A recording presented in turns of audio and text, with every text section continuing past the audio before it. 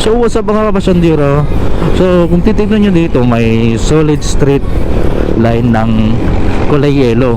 So it means nyan, di ka pwede mag-overtake dito sa lane natin mismo, dito sa right side. Napakahaba nyan mga kapasyandero pag ganitong korbahan. Tingnan nyo, bawal na bawal ka mag-overtake.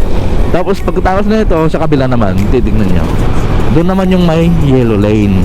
So it means din, bawal mo na mag-overtake doon sa kabila.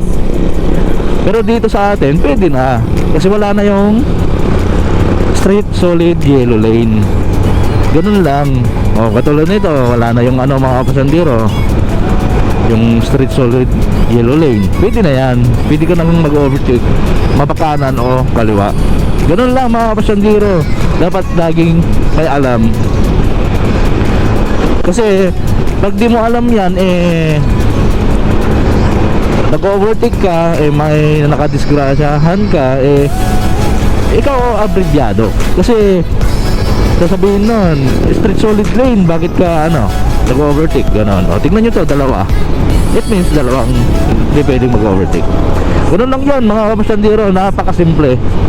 Kung hindi ka lang fixer, alam na alam mo yan. So ayan mga kapasyandero, hanggang dito na lang muna ulit. And then, paalam!